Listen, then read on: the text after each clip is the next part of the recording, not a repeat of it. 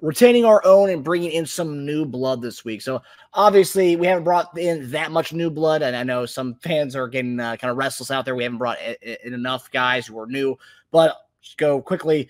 Mike Pennel, brought him back. We talked about him this week on our Monday show. Brought him back on a 1-year deal. I think it's worth around like $1 million, I believe, based on Spot Track is what it said, but the team hasn't reported what the numbers are yet. Drue Tranquill, 3 years, $19 million deal that happened over the weekend. And then Deon Bush, 1 year, $1.38 million deal. Another guy we discussed on our Monday show 2 weeks ago. And then the new guy, tight end Irv Smith Jr., 1 year, $1.29 million deal. He comes to us by way of Cincinnati. Before that, he was with the Minnesota Vikings. JD, so obviously a lot of things happened this week. I want to get your head and everything on the tight end aspect of things, a new guy. Before that, we're retaining these three dudes who came and dominated for us, had really big, impactful plays in the playoffs. What did you make of retaining some of our own guys? I think the Chiefs did an excellent job with that. We knew one of the helps that we were kind of thin was defensive tackle. We talked about Mike Pennel possibly coming back, and I'm glad that we signed him. I think, what he gave us toward the end of the season is the indication of what we're going to get next year. And so I don't think he was done by no means. He's a solid performer, solid guy to come in and get some quality reps. And I always talk about his big arms, right? That Joker got some of the biggest arms I've seen. Him and Richard Cooper. I played it with an offensive tackle named Richard Cooper. And when I'm talking about arms like yoked, that I'm like, man, dude, I've been in the weight room. You know what I'm saying? I got some big arms on me. No, I know you do. So you saying that's big props. Man, I'm giving props on that. I'm like, dang God. But Mike, man, he I think would also too, when you go back to the film and you see when he threw Trent Williams, just kind of tossed him. That's what you need to see. And I've always said this. Anytime I can see a guy do something one time, you can do it 100 times. You should be able to do it 100 times, right? That's in your ability. But that is much needed depth. He's going to compete, to get some significant reps. So if we decided to address maybe defensive tackle in the draft, which I do believe we will do, okay, getting a young guy here. I've always said this. We need a complementary piece with Chris Jones. Mike Pennel is a guy that is a run stopper. He's got push. He's got good leverage. He's going to be able to help us out. And thank God we signed him for another year, man. Thank God we signed him for another year. And so then I move on to Drue Tranquill. We talked about this. And Drue Tranquill, because of his versatility and because of his athletic ability and what he can do, the way he was able to come in for Nick Bolton and Willie Gay when they were out, tremendous job. He's a starter in the NFL. He's a starting linebacker in the league. We know this.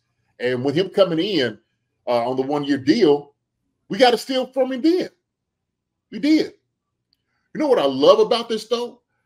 I love that Drue loves Kansas City, that he appreciates everything about Kansas City, that he believes this is kind of like a college field town. Like I've seen him doing maybe he was alive or something. He was just talking about how everywhere you go, you see the Chiefs flags, you see people wearing the shirts, you see the hats. Like they just love their Chiefs, and he loves that they love the Chiefs, and he just loves it all the way back, man. That's what he can just get into the feeling of what this atmosphere is. And, he's one of definitely the fan favorites out here. I love Drue. I think he did a great job. And I did say, okay, he was maybe one of those undersized linebackers, right? That sometimes he's struggling in the run game, but he makes plays all over the field. When he's in there, he makes a difference. He makes a difference. So this was an easy signing for me. I'm glad we signed him back. Bravo for the Chiefs for doing that. Well, I think today he was on an interview with the Chiefs team. Did an interview with him. He said that coming to Kansas City was like one of the best things for him. It renewed his love for the game. And I think that speaks volumes about, obviously, about the town, the culture we have, everything about the Chiefs organization. And obviously winning cures all if you do have problems with teams and all. And that does help going from the Chargers to a championship organization. So, I will say, man, hearing that from him and then seeing the deal some of these other linebackers have gotten out there, it's like, whoa, 3 years, 19 mil for this guy. And it's like, we got a steal on him. And that tells you how much he actually loved playing in Kansas City. And talking about hometown discounts, I mean, he could have, based on the way that he played in the playoffs and the season, he could have gotten a big deal somewhere else, I'm sure, based on some of the other deals I've seen. But yeah, it was amazing to hear him say that. Yeah.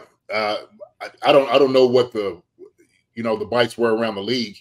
We don't quite know that. But, if you're happy and you don't feel like going out there and taking the time to go see every team, what everybody's looking at and get poked and prodded, man, go ahead and sign with the team you love, right? If you love being where you at, shoot, make it known. Yeah. Like, look, I don't have to go down the street and know I'm not going to win, or I'm going to have to be challenged to win and come to work every day and may not be happy. But like you said, it's the culture in itself that they love that. He just loves being around Chiefs Kingdom.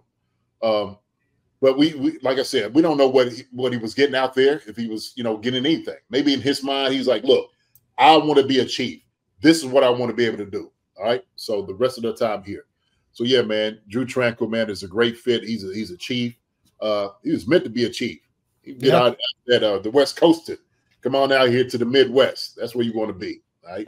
And I'm sure being a free agent last year, because you remember it took a couple of weeks before he ended up signing, because he had the whole deal with Chargers. They were trying to pay him less. They ended up going to get Eric Kendricks, who they cut after 1 year. But he got a taste of free agency last year, so maybe that played part in, like, look, I know it's out there. I like being here. I want to stay here. What can we do? And they got it done quickly, and they checked that off the list pretty early last week. Yeah, people don't realize how much of a tedious process that is, being a free agent.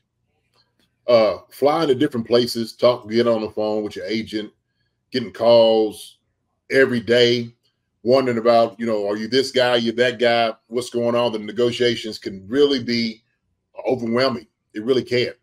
So sometimes you just want to settle in and say, look, I want to be somewhere. I want to be at home. I want to find me a fit that is home. And it's not always about chasing the money. Every place doesn't feel like home. Every organization is not the same. The Chiefs organization is one of the best in the business. No question about it. And so if you came here and you had that really fuzzy feeling, you had a great time, you won a Super Bowl, hey, it makes sense. It makes absolute sense. And so, he don't know if he's going to get a huge contract of the, 75 million. He's man, I'm telling you, you ain't lying. These contracts going on there right now, man, are astronomical. It's something else. It is something else. But this is the business. This is how it goes. And I'm glad it is where it's at right now. Yep. So and then the other guy was Deon Bush, who we've talked about, great special teams player, came up huge in the championship game with that interception against Lamar Jackson when he filled in for a bit. Mike Edwards, when Mike Edwards went down for a little bit. What were your thoughts on bringing him back? Deon Bush, another solid player. Like we said, these guys are intricate parts into our success for last season. And so when you're looking for continuity, he's a guy that you can say, okay, we have him out here on the field. You know what you're going to get out of him. It ain't like getting a guy in here. You don't know what you're going to get. And so Deon Bush is one of those guys, especially that shows up on special teams. And then when he can come in, he gives you something on the field too. Come on, man. That's a plus. It's a win-win. So my thing is, man, Bush is he's a guy that tries hard, is a hard worker. Guys like him on the team. I think that was an easy signing, and I'm glad he's back. Yeah. Yeah, and that was a guy we highlighted when we did our DB, kind of looking at the overview a couple weeks back. Glad he's back, really. I mean, and also, too, when we had Nnadi on, he talked about Justin Reid and leadership of Deon Bush, how they kind of taught the young guys how to be a pro. And, that's the kind of stuff that you don't see on the field. That's stuff that goes on behind the scenes, especially when you do have such a young group back there. You kind of have you have your veterans doing other things besides just the play on the field. It's the other stuff they're helping out the guys with.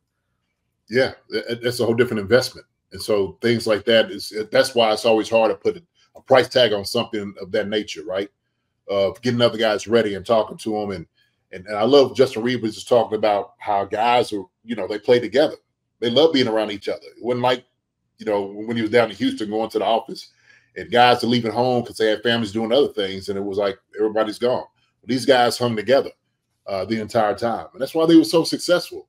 And so Deon Bush is one of those guys. He's a guy that is a staple for what they do on the secondary. Hi, everybody. Thanks for watching. Subscribe here to get the latest from the show. Also, be sure to check out the best clips from Chief Concerns. And if you prefer to listen to the show, subscribe and follow us on Apple Podcasts, Spotify, and anywhere else you get your podcasts.